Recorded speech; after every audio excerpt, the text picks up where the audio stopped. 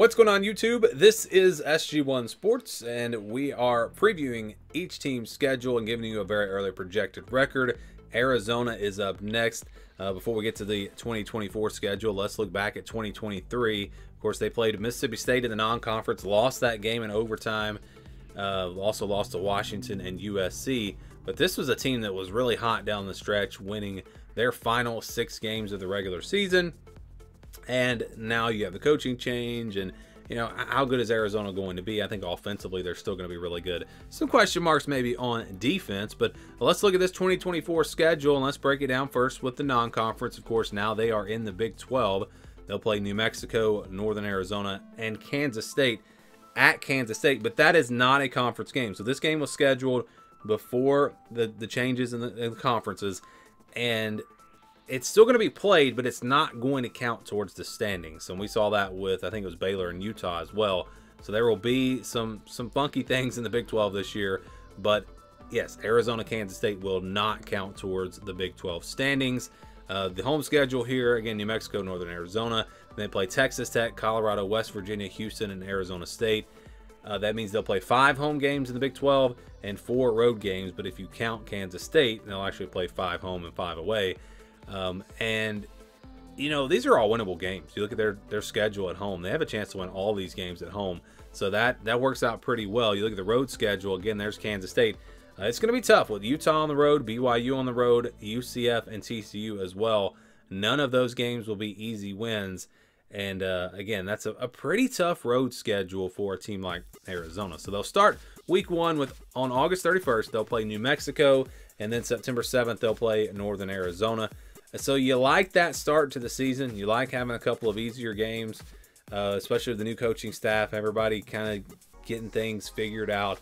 That I think is really good for their schedule. And then Kansas State on the road September 14th. Again, that will not be a conference game. They get a bye week after that, so not back-to-back weeks with road games because there is a bye week in between. They'll play Utah on the road September 28th. That will be their first actual Big 12 conference game. Against a former Pac-12 team, of course. Texas Tech will be next at home on October 5th. Then they go on the road to play BYU on October 12th. After that is Colorado on October 19th. And then West Virginia on the 26th.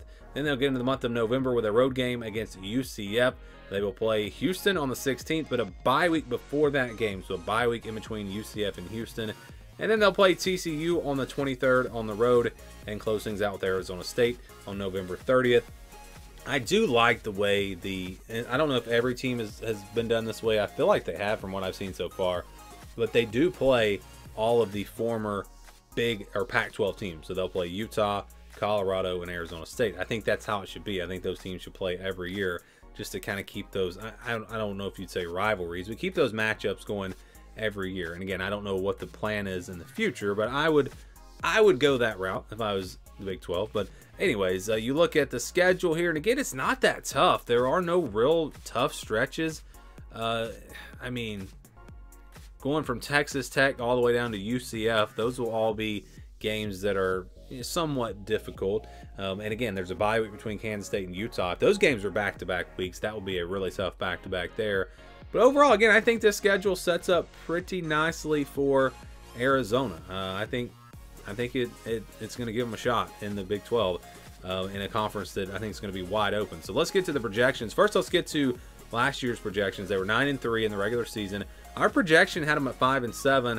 I picked them to go 6-6. Athlon picked them to go 6-6, and the over/under was at 4.5. That was really low. Obviously, they blew that away. I thought this team was going to be pretty good. I think the reason I missed so badly on them is because the rest of the conference was not as good as maybe I expected it to be. Again, this was an Arizona team that I thought would be pretty good, and I can't remember what all I picked. I think I did have them getting an upset or two this past season. But anyways, 9-3, had a really good season, and then we looked at 2024. So this is the scale that we use, under 20, over 80 games where I think you can almost count it as a guaranteed win or loss. 20-29, 71-80 games where I think the spread will be double digits, 10-16, maybe in that range. 30-39, 61-70 games where I think the spread will be about a touchdown, 6, 7, 8, 9 points. And then your 50-50 games will stay in the white. between 40 and 60%. Games where I think the spread will be 3 or 4 points, or maybe less than that. So easy wins for Arizona. I think you got a couple of those: New Mexico, Northern Arizona, and again, that's how they start their season. Should not have any problems with either of those teams. They should be able to roll in both of those matchups. And then, of course, it does get tougher. We go to the games where I think they'll be favored by about a touchdown. I think we got Texas Tech, BYU on the road, Colorado, Houston, and Arizona State. BYU the only road game in this slate of games, but I think they will be favored in all these matchups. You know, Texas Tech's a team that kind of wait and see how good they are. Colorado, don't know really how good they're going to be. I feel like I know a little bit more about BYU, Houston, and Arizona State in terms of them being a tier below Arizona. At least that's how it seems right now. So 5 games where they should be favored, but not by a ton. Enough, again, to where I think the spread could be about a touchdown. And then that's going to leave Kansas State and Utah, both on the road, West Virginia, and then UCF and TCU, both on the road. And these are your 50-50 games. These are the games that will determine the type of season Arizona is going to have. These are games that could really go either way. It's never good when 4 of your 5 50-50 games are on the road. That does not bode well, because a lot of times these 50-50 games are going to go to the home team. And so that could be 4 losses right there, even if they're able to beat West Virginia. And then you slip up and lose another one of those games in the purple, and all of a sudden you're 7-5. So yeah, it's not a horrible schedule by any means, but there are still a lot of games that could get them. You know, they don't play Oklahoma State. I think that's a positive. They do play Kansas State. They do play Utah. Again, Kansas State is not a conference game, but you know, they don't play Kansas. So you're talking about Kansas and Oklahoma State, 2 teams that are top 25 teams for most people. So you avoid those. So that's pretty good. You'd like to maybe play Cincinnati. They might be the worst team again in the Big 12. But overall, it's a pretty fair schedule for Arizona. And you get to the projection here. Again, we have the formula that we use. So the games in the white are counted 50% games, in the purple at 65%, and the games in the green are counted just as wins. And when you average all that out, you get a projection of 8-4. So a pretty decent projection there. You know, if they were to go 3-2 in the 50-50 games, then that would mean that they'd lose a couple of those games in the purple.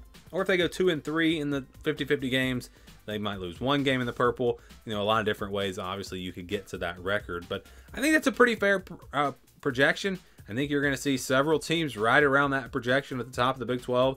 We've already done Utah. We've already done Oklahoma State. Those teams were both 8-4. And so I think ACC and Big 12 are both going to have a lot of teams projected to go about 8-4. And it's just going to be about the teams that can win some close games and push that record up to 9-3 or 10-2. And those will be the teams that have a chance to win or get to the conference championship game. And so for Arizona, I think that's what they'll have to do. They'll have to win some close games on the road in these 50-50 games. And if they can do that, then I think they could put them in a position to get to that Big 12 championship. And who knows, maybe get to the college football playoff. Because if you win the Big 12, you're going to be in the college football playoff with the new formula. So 8-4 is our projection. Do you agree? Do you disagree? Give me your thoughts on Arizona down in the comments below.